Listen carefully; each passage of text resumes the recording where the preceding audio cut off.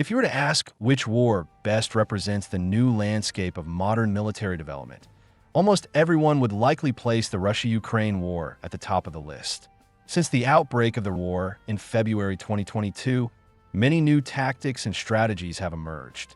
Among them, the use of small drones stands out as the most impressive.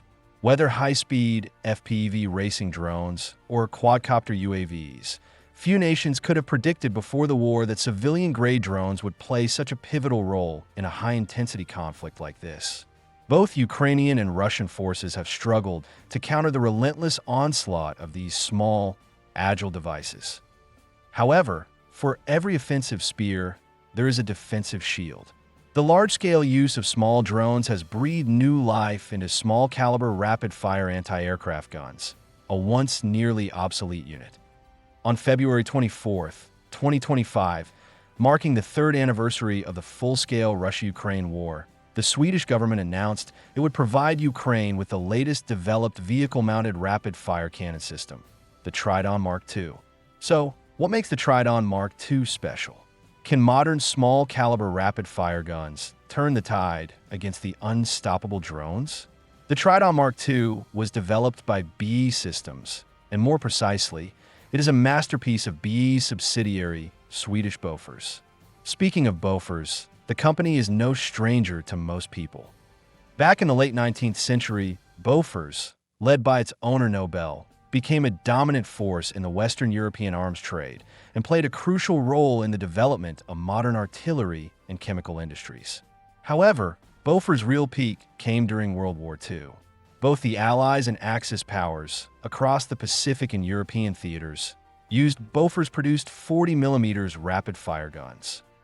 After the war, Bofors' anti-aircraft guns faced a dilemma. With the advent of faster jet aircraft, the 40mm Bofors gun, with its 60 caliber barrel, became less effective and outdated for modern air defense. To address this, the Swedes developed a more powerful, higher velocity, longer-range 40mm autocannon based on the existing design, the Bofors 40mm L70. This model was chosen as NATO's standard in 1953 and became the modern Bofors gun. During the Cold War, many countries procured these guns to bolster mid to low altitude air defense capabilities. Although the L70 offered improved performance, many countries still operated large stockpiles of the older Bofors 40mm L60 model, which continued to be in service for decades. It has been seen in the Gulf War, the Yugoslav wars, and even the Russia-Ukraine conflict. It's become a mainstay in the military weapons world, with some joking that even if humanity fights on Mars in the future, we'll still be using Browning M2, Bofors guns, and AR rifles. In short, Bofors 40mm autocannon is a historical, powerful, and compact weapon with vast upgrade potential. It has been widely used on various infantry fighting vehicles, trucks, and even aircraft. The AC-130 gunship, for example, is equipped with 3 guns, a 20mm rotary autocannon, a 40mm rapid-fire cannon, and a 105mm howitzer, the 40mm being the Bofors L60. Now, it's clear that Bofors is a specialist in small-caliber guns. So the Tridon Mk2, born from such a prestigious lineage, is bound to be a formidable system. The Tridon Mk2 was first revealed at the European Air Defense Exhibition in June 2024. In terms of design, it directly integrates the Bofors 40mm Mark IV naval gun system and mounts it on a highly mobile truck chassis. This Mark IV naval gun system is no ordinary weapon. Some media have even called it the world's most powerful small-caliber naval gun. Weighing only 2 tons, it features fully electric drive, making it highly flexible.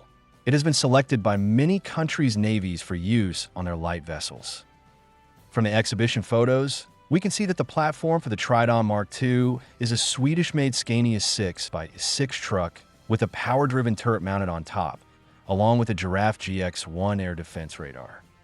Typically, a 6x6 truck has a payload capacity of around 10 tons, which is considered light for a heavy truck. Therefore, the Tridon Mk2 can easily be mounted on most civilian 6x6 or 8x8 trucks without issue. The weapon range is one of the most crucial technical specifications for air defense systems. According to BAE, the Tridon Mk2 air defense system has an effective range of 12 kilometers, while its accompanying giraffe radar can detect targets at a distance of 75 kilometers.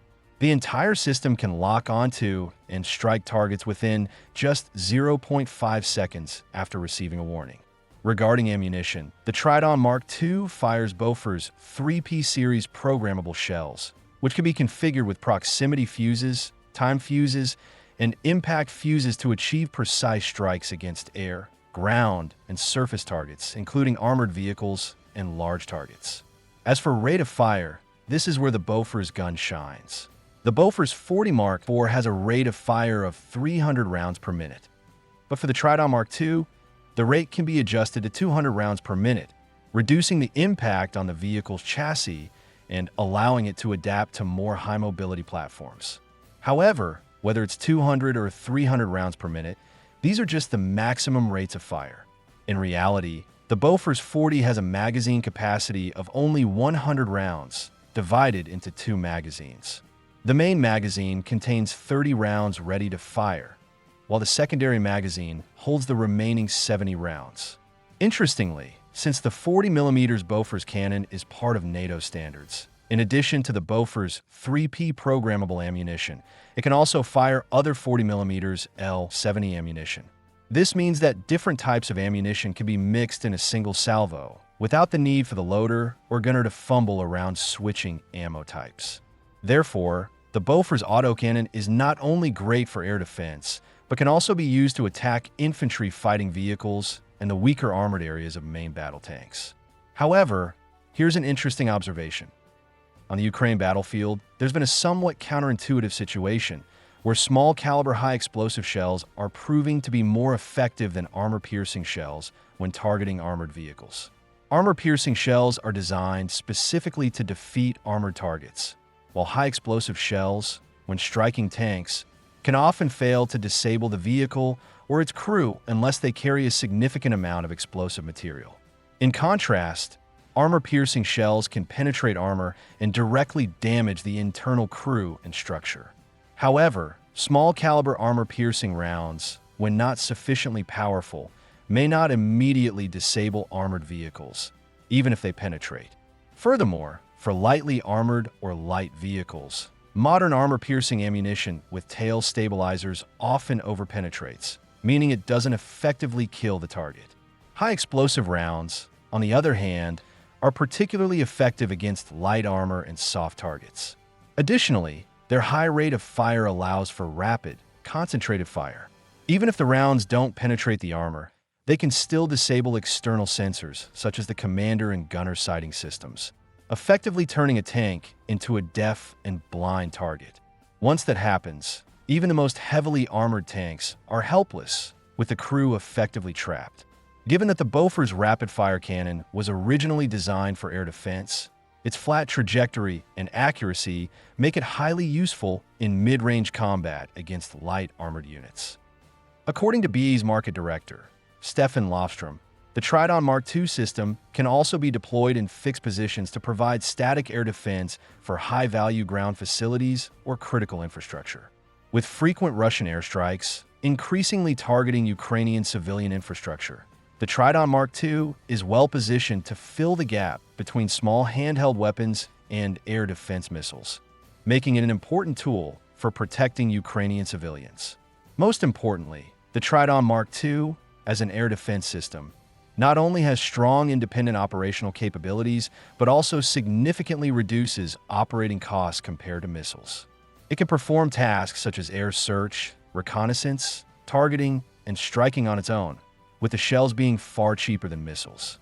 Therefore, in terms of both manpower and operational costs, it is an extremely cost-effective solution.